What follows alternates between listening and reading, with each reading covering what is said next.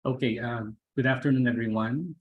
To the Associate Dean for Research and Graduate Studies, Dr. Liberty Patyu, our CBER Director, Dr. Luz Suplicod-Chong, our Vice Chair for DMO, Dr. Tach Aure, my colleagues in RBRCOB, DLSU students and guests, good afternoon to all of you. I am happy that you are here to join me as I present the highlights of my research on digital entrepreneurship and the creative industries in the Philippines. But first, let me thank the RBRCOB for giving me the Ambassador Ramon V. Del Rosario Chair in Entrepreneurship, which has supported my various research endeavors over the past few years. Thank you also to the Creative Industries Studies Network for co-organizing this event. And also to Cholo and Chel, before I forget, who did all of the preparations leading to this particular professorial chair lecture.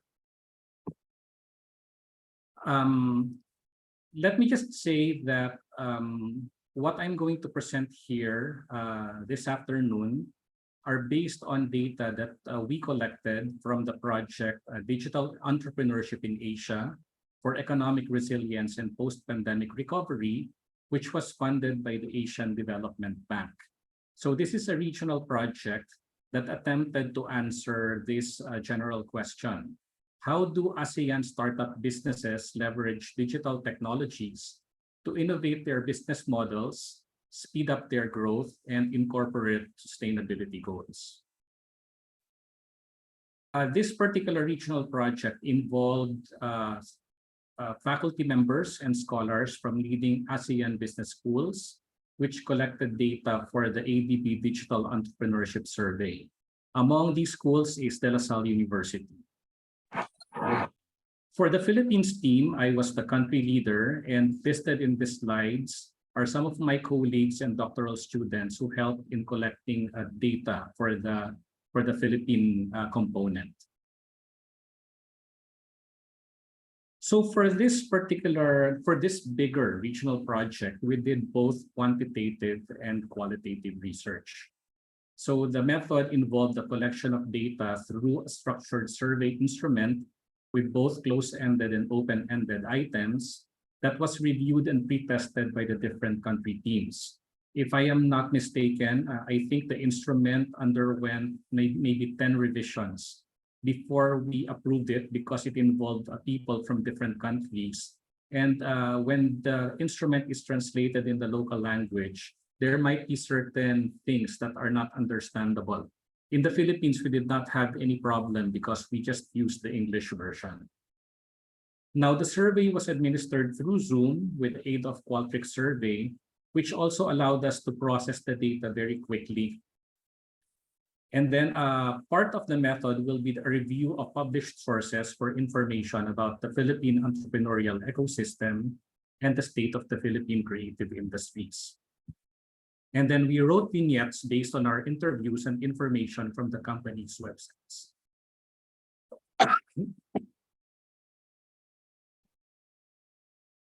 So I read a lot of different published sources, and some of the major ones are listed in this particular slide, including the Philippine Creative Economy toward the Baseline and Program.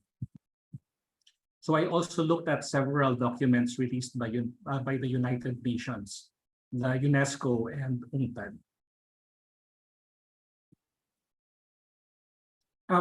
For today, I will focus on the creative industries.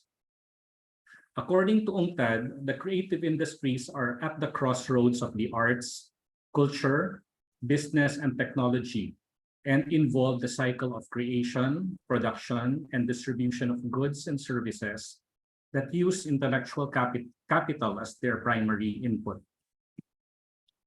According to UNESCO, the cultural and creative industries are those that combine the creation, production, and commercialization of creative contents that are intangible and of a cultural nature.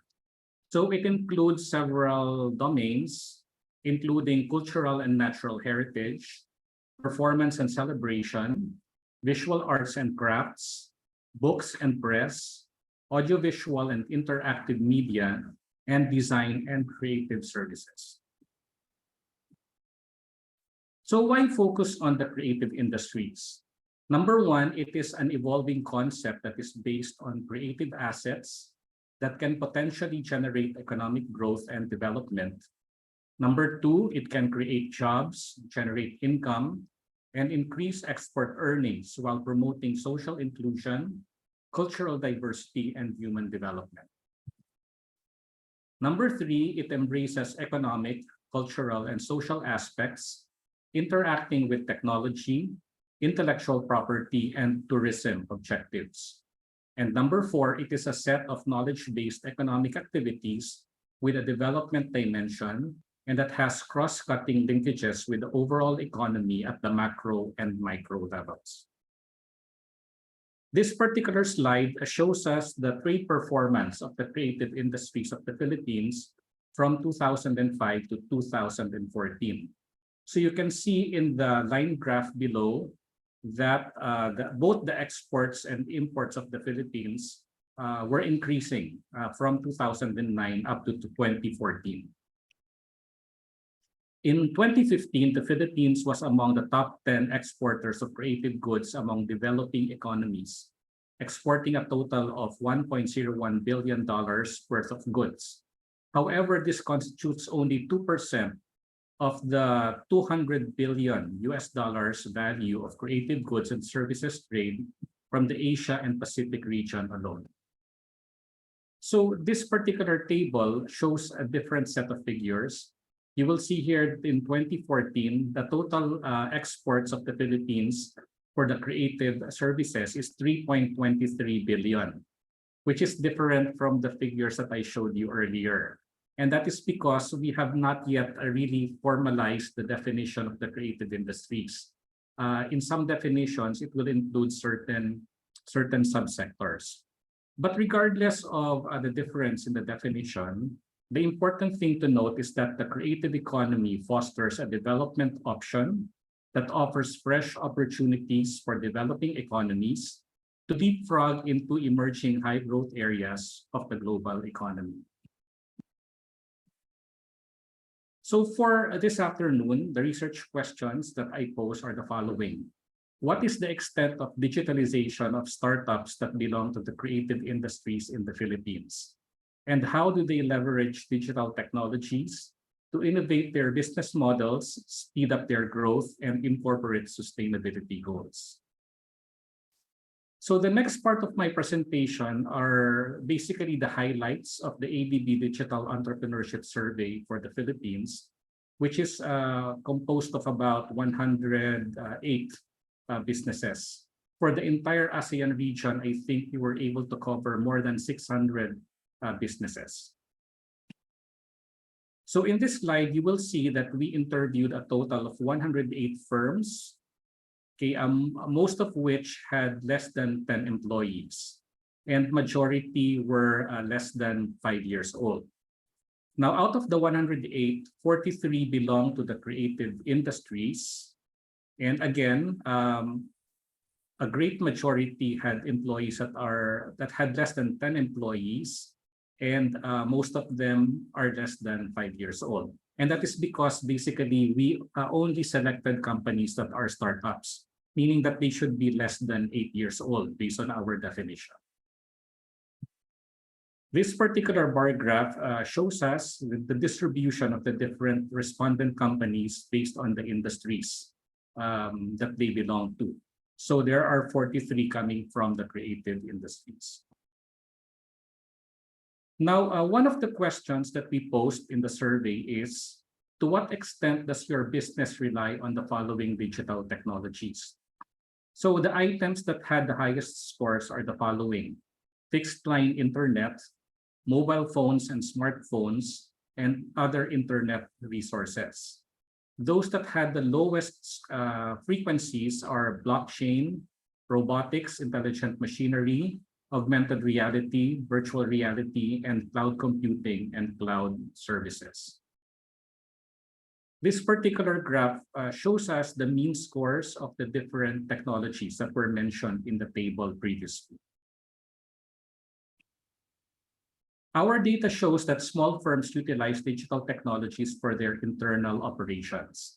So for the firms belonging to the creative industries, the items that had the highest scores are: we use digital technologies and data to optimize our manufacturing, service, and logistics, and our staff often work from home with a digital connection. The items that had the lowest scores for the creative industries are: our human resource processes are fully digitalized, and we use suppliers to manufacture products under our own brand. This particular graph shows us that the mean score for the creative industries were higher than the mean scores of all the sectors, of all the companies put together. Now, our data also show that small firms frequently utilize social media to interact with customers. And typically, small businesses would begin by using social media when we talk about digitalization. So for the creative industries, the highest scores for the following items. We constantly use social media to interact with customers, and we advertise our products and services primarily through digital channels. And the lowest scores for the creative industries are the following. We actively monitor our online ratings and customer reviews online, and we operate our own online user community. So this particular graph shows us that there are a few items where the creative industries scored lower as compared to all sectors, including the items on our customers can order or pay online, and we constantly monitor how our customers interact with our website and social media. Survey results also show that products and services of small firms are not yet fully digital, as shown by the mean scores, which range from 2.56 for the item, our products and services are connected to a mobile app, and 3.6 for the item, our products and services are fully digital. Now, in this graph, we see that the creative industries, again, performed better as compared to the overall, to all sectors. Our data also show that collaboration with business partners can still be improved among small firms. And this can be seen from the mean scores, which range from 3.33 for we share data with our partners, and 4.0 for the item we actively work with partners to increase sales. And again, in this graph, we see that the mean score for the creative industries for all four statements are higher compared to the mean score for all sectors. Our data also show that small implemented moderate to minor changes in their business models. So the lowest scores are with regards to our partnerships and our suppliers, where they only introduced minor changes on the average. The highest scores are our sales and marketing operations and our target customers and customer segment, which had scores that can be classified under moderate changes. So again, this particular graph shows us that the creative industries scored higher on the average as compared to the mean score of all sectors.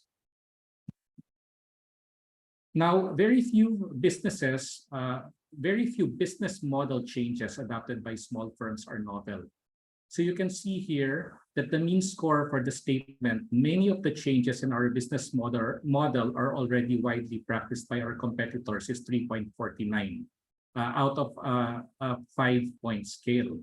But when asked the question, many of the changes in our business model are so new that no other company has anything like it anywhere in the world, the mean score is only 1.65 for the creative industries. Okay, so again, this is a comparison of the mean score of the creative industries as compared to all sectors. Now, when we asked them how they did during the pandemic, okay, most of the firms that we interviewed thought that they did quite well during the COVID-19 crisis. The highest score was for our ability to cope with the COVID-19 crisis, which got a score of 4.05. And the lowest will be for profitability, which got a mean score of 3.35 for the creative industries, which is not bad, no? Because it is above 3.0. Now, the key takeaways from the ADB survey are the following. Number one, digitalization is integral in the business models of some firms, but not for others. This could explain why the digital practices of the businesses we surveyed greatly varied from each other. Number two, firms do not necessarily engage in digitalization for the sake of it. Given their scarce resources, they weigh the costs and benefits of investing in digital technologies. Number three, entrepreneurial firms adopt digital technologies to cope with the increasing complexity of business operations. For example, to keep track of finances, customer relationships, inventory, and logistics. And number four, the entrepreneur's openness to innovation also strongly influences the decision to invest in digital technology. Now, the next part of my presentation will be our qualitative findings. So the ADB required me to write, among other things, the opportunities and challenges faced by the creative industries in the Philippines. And these are some of the things that I was able to gather from various published sources. Okay. Number one, the Philippines' deeply rooted tradition in music, performing arts, film, crafts, and design is an opportunity. Number two, the availability of a large, skilled, creative, and educated workforce that is familiar with Western culture and proficient in the English language is also deemed an opportunity. Now you see here Kenneth Cobonpue, who is known for his furniture designs. So an opportunity for the Philippines is that it has internationally recognized talent, which creates an assurance or a trademark of good performance in the case of performing arts, superior quality, and design. Other opportunities are place or geographic related. So one is that there is a large and expanding metropolis in Manila and Cebu, which offers an epicenter for sector development with scope for establishing a critical mass across the creative industries, because there is a lot of interaction among the different companies and individuals belonging to the industry. And another one will be a strong place-based appetite to develop the sector. For example, again, Cebu, which has played an active role in the ASEAN Creative Cities program. Now, there are also emerging creative districts in areas such as Makati, which offer a mix of fine-grained, historical, and industrial buildings that, with the right enabling conditions, could be very attractive to creative businesses. A major opportunity is the deregulation of the telecommunications industry, which began during the Ramos administration. Rapid improvements in telecommunication services and the consequent decline of their prices have allowed many information technology-enabled creative services like animation and games development gain faster connectivity and lower costs. Another opportunity is the clear commitment to partnership and reform from key government agencies such as the NCCA, and the shared commitment to improving baseline mapping, piloting targeted research and development activities, and building effective governance structures. For your information, the Creative Industry Studies Network of DLSU is actually working on the mapping of the creative industries right now, and it received several million pesos from the NCCA, okay, to do the mapping, which is currently ongoing. And one of the outputs will be a roadmap for the creative industries in the Philippines. But as we know, while there are opportunities, there are also challenges facing the creative industries, among which are the following. Limited data available, preventing industry players from obtaining a clear picture of the creative industries market and from adequately assessing its performance. Hopefully, the mapping that is being done by DLSU can partly address this particular problem. Intellectual property concerns are also a challenge. there is a need to develop a market that respects the creative and economic integrity of the producer of creative goods and services. A major challenge is the high corporate income tax rate for the Philippines, which is higher than those of our neighboring ASEAN countries such as Indonesia, Malaysia, and Singapore. Also, there is a high market entry cost for certain types of creative activity such as filmmaking and some elements of gaming. Also posing as challenges are distribution issues and lack of dedicated business support, networking, and incubation for the creative industries. Also posing as challenges are the following: lack of value associated with creative careers and creative practice, an underdeveloped local market for cultural and creative events, goods, and services, and weak local and/or foreign market collaboration. Finally, there is very limited approach to supporting creative entrepreneurship and management in the higher education sector, which reduces opportunities for creative business development. And while there are centers of excellence like the College of St. Benilde, these are not connected to a holistic or integrated approach to developing talents in the creative industries. Now, there is also a lack of strategic integration of creative industries into urban development agendas. You know, in other countries, the creative industries or creative sectors, they've been working on this maybe for more than 2 decades already. But it's only now, recently in the Philippines, that we're talking about the creative industries as a very important component of our socio-economic landscape. Now, the next part of my presentation will be vignettes of 4 companies belonging to the creative industries that we were required to write by the ADB. And these companies are Carlin Designs, Chimes Consulting, Clarice Provido, and Homonym. The first vignette about Carlin Designs was actually written by my doctoral student, Rachel Morales. So Carlin Designs is a chic, fashionable lifestyle brand that takes pride in its low fashion motif, sustainable packaging, and personally designed pieces ranging from dresses, tops, bottoms, customized clothes, and face masks. Carlin initially promoted her designs using Instagram. She took orders and closed sales through Google Forms. She also set up her website, which featured photos of her products that the demand for which grew quickly. So the lady you're seeing here is Miss Universe Philippines, Celeste Cortez. Because of the influx of orders, things become harder to manage because Carlin had to simultaneously handle multiple tasks.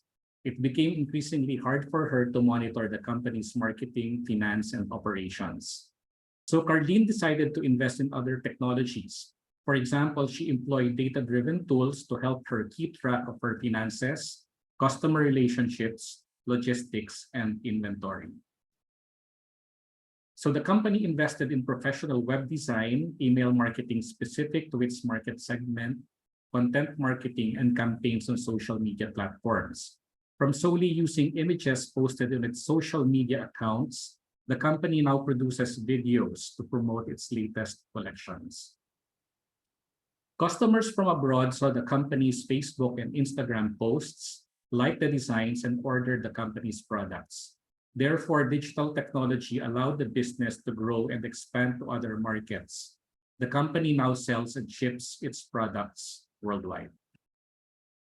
The second vignette about Chimes Consulting was written by another DBA student of mine, Jess Aranieses. Chimes Consulting provides businesses with digital marketing and IT solutions.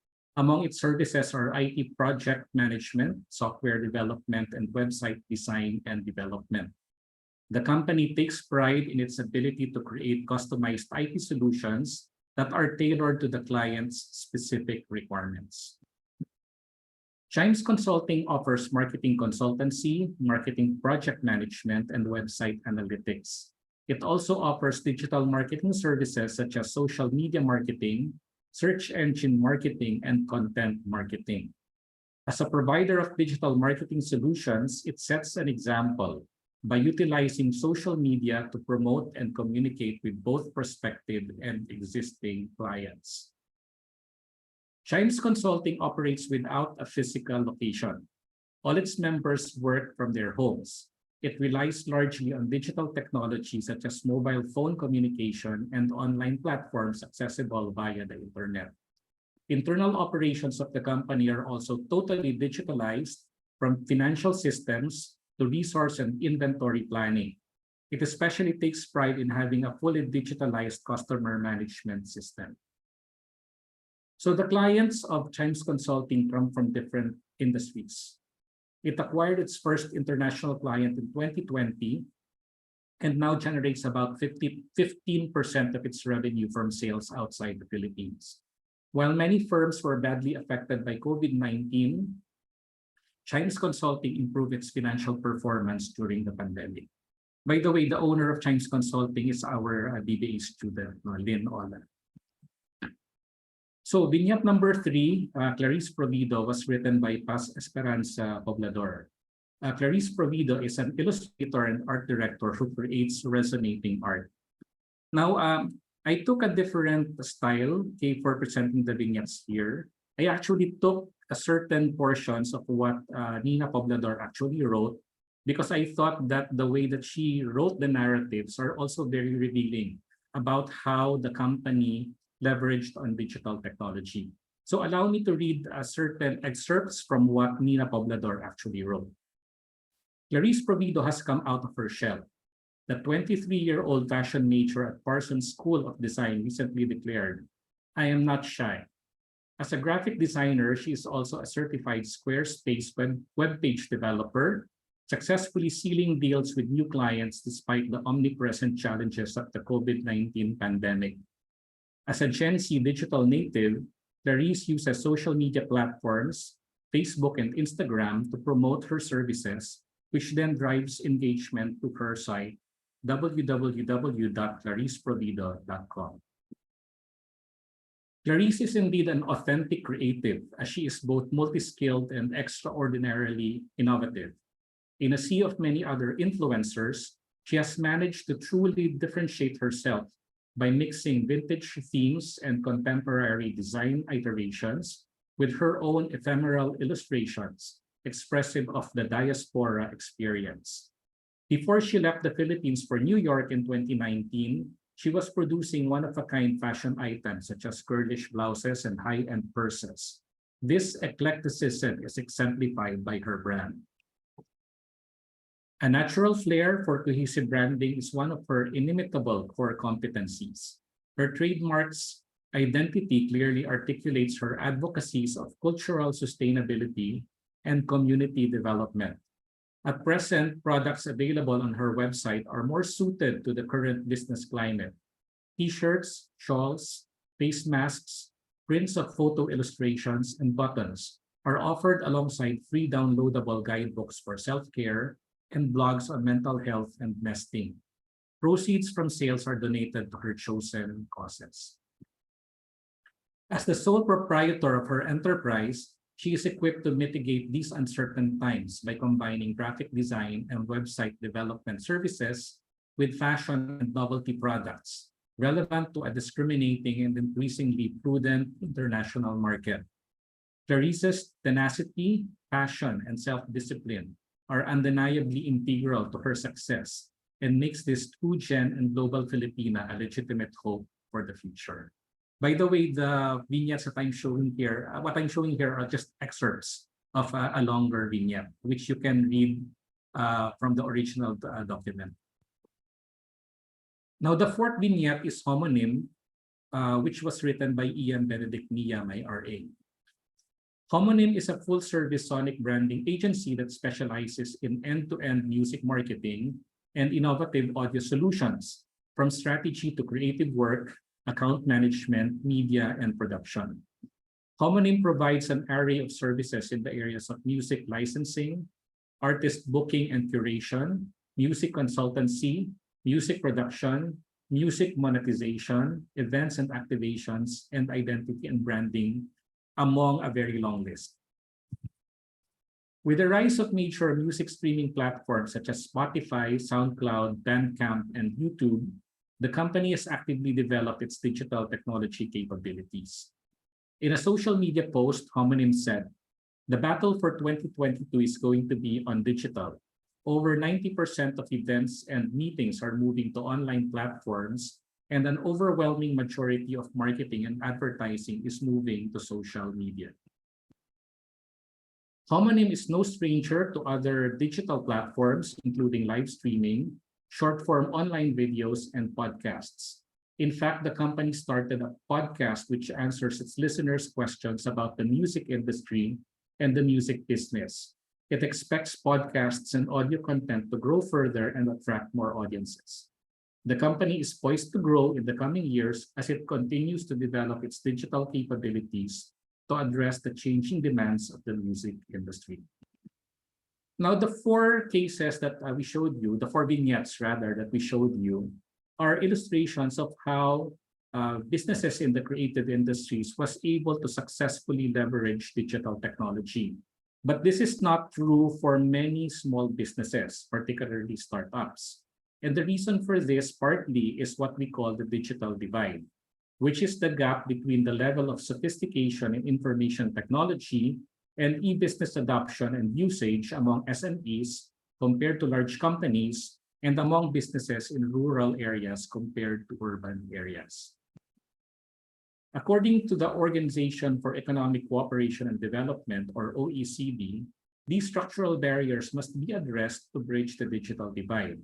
Number one, the internal skills gap, which prevents business managers and workers from identifying the digital solutions they need and from adopting business models and processes.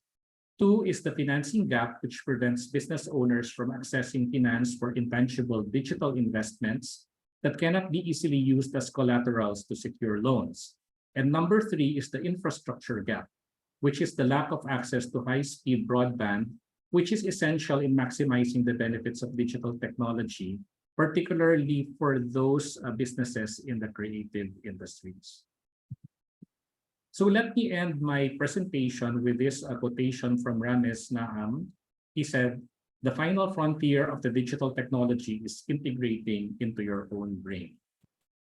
Thank you very much, everyone, for listening attentively to my presentation.